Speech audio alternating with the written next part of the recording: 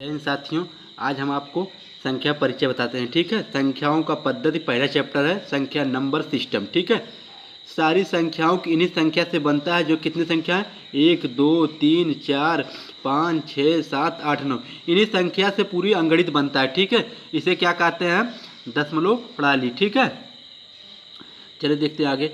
पहला क्या है, प्राकृत संख्या मतलब नेचुरल नंबर, जो हमें प्राकृत से मिलता है। ठीक है, सबसे छोटी 1 और 2 3 4 ऐसे बढ़ाते जाओ, संख्या का कोई अंत नहीं है। अनंत माने ये सिंबल जो है अनंत का।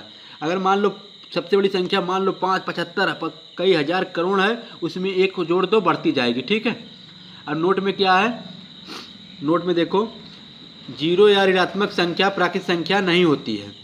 देखो, जीरो ऋणात्मक जो है प्राकृत संख्या नहीं होती है। चलो देखते हैं पूर्ण संख्या। पूर्ण संख्या में 0 से शुरू होगा, प्राकृत में 1 से शुरू होता है, पूर्ण में 0 से शुरू होगा।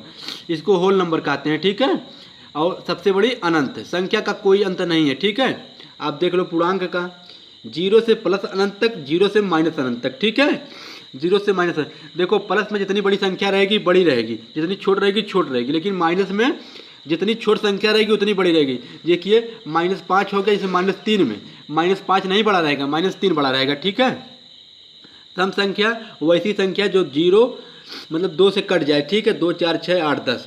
विषम संख्या ऐसी संख्या जो 2 से ना कटे। ठीक है, भाज्य संख्या देख लो, जो 1 और स्वयं के अलावा अन्य संख्या से कट जाए उसे हम भाज्य संख्या कहते हैं। सबसे छोटी भाज्य संख्या 4 है। 1 2 3 जो किसी से नहीं कटेंगी अपने, और 4 जो 1 से भी कट जाएगा, 2 से भी कट जाएगा, 4 से भी कट जाएगा। ठीक है, अभाज्य संख्या वैसी संख्या जो 1 और स्वयं के अलावा किसी संख्या से ना कटे, उसे हम अभाज्य संख्या कहते हैं। सबसे छोटी अभाज्य संख्या 2 है, एक सम संख्या है, और कोई सम संख्या अभाज्य संख्या नहीं है। 1 से 100 तक अभाज्य संख्या की संख्या है 25 अभाज्य संख्या, और 74 भाज्य संख्या। एक ना तो भाज्य है ना तो अभाज्य है, एक नंबर है। ठीक है, और सहअभाज्य संख्या ऐसी संख्या है जिसका HCF 1 हो। ठीक है, अब 2 में 3 से भाग दिया जाए तो HCF 1 आएगा। ठीक है, 18 में 15 दिया भाग दिया जाए तो HCF 1 आएगा, माने मासा।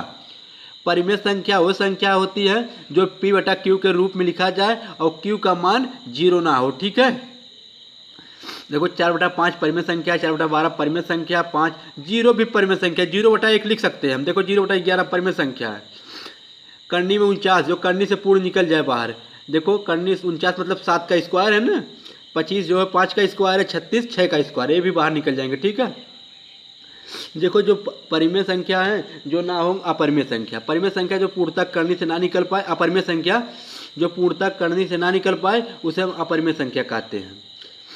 करनी 3, देखो पूर्ण करनी नहीं है ना, इनका मान दशमलव पॉइंट में आएगा, इनका कोई मान निर्धारित नहीं रहेगा। ठीक है, पाई का मान 22/7 परिमेय है, पाई अपरिमेय है। ठीक है, एक क्वेश्चन बार बार परीक्षा में देखने को मिलता है। ठीक है, देखो 5/0 लिखा है, 0 का नीचे हर में नहीं होना चाहिए, अगर ये ऊपर रहता है नीचे रहता है तो मतलब परिमेय संख्या हो जाती है। ठीक है, ये अपरिमेय संख्या 5/0।